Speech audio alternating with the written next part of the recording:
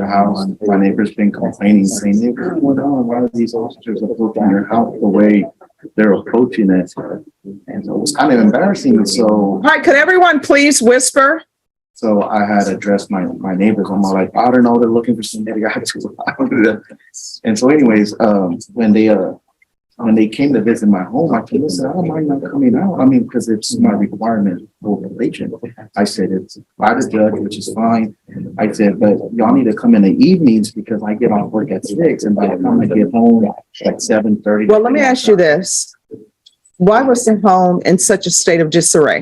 And they described it as a complete mess. No, it was not, man. I was having a conversation with them, and it seems to me that the supervisor that was there, he has visited my house numerous times. Right away, the judge shifts the conversation from embarrassment to accountability. Garcia wants to talk about how probation officers approached his home, but the court is laser focused on something else entirely, the condition of the house itself. And in probation cases, that matters more than people realize. Home visits aren't social calls, they're compliance checks. The second officers describe a home as a complete mess, the judge's radar goes up instantly. Issues. I never did have any issues. I told him, I said, "But we already met." You know, it's like, No, I ordered this. no. Yeah.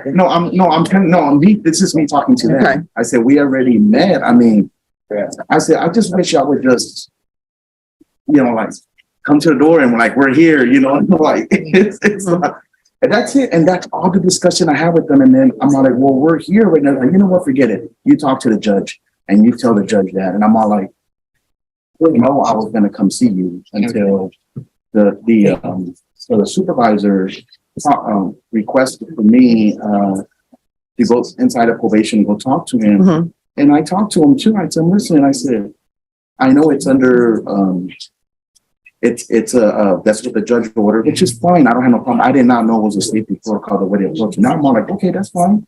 All right. I So here's the thing.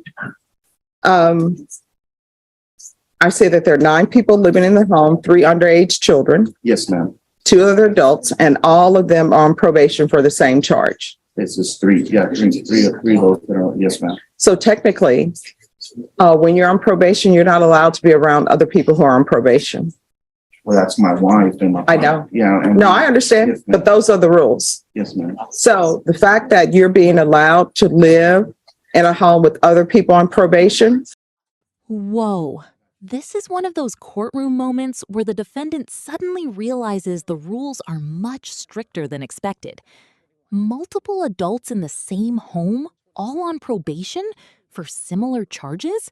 That is a gigantic red flag in probation supervision. Judges worry about what's called a criminal environment. Basically, whether people on probation are surrounding themselves with influences that could pull them right back into trouble. I got kids too. No, I understand that. And they're children. And guess what? The people that you took $127,000 from, they have a mortgage, they have children, they got to eat, they want their money back. And I don't know why people think that you can steal from other people and take $100,000 or $200,000 and then say, "Well, I got to eat," because the people you stole money from have to eat. They have a mortgage to pay. And what if they're dependent on you to pay your restitution to them so that they can eat and they can pay their mortgage? This is the emotional turning point of the hearing. Garcia is talking about mortgages, bills, and feeding his kids.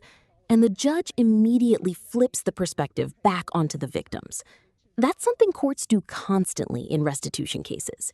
Restitution isn't viewed as a fee. It's repayment for real financial harm. And honestly, this is the line that hits hardest. The people you stole from have to eat too. That's the judge trying to force accountability beyond excuses. Tough courtroom moment. What do you think?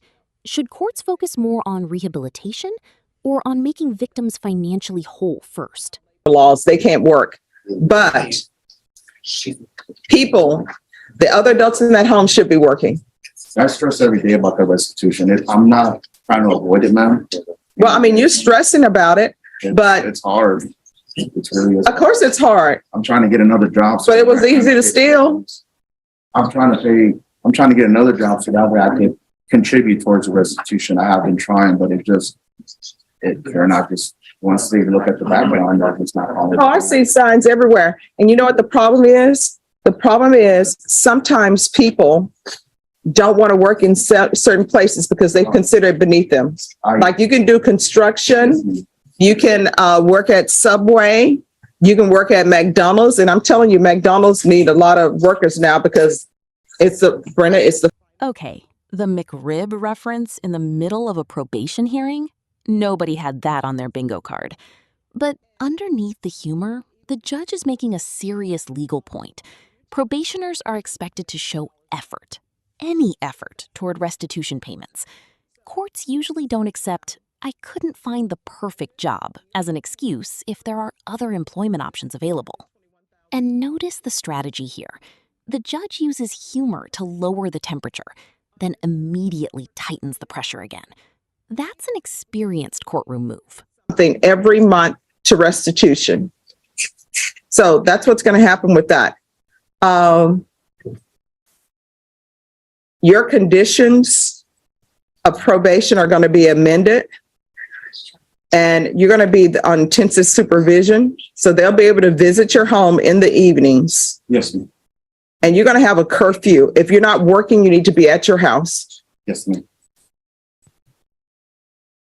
So Mr. Garcia, he's going to give you a budget, and he's going to pay something at least every month towards this restitution.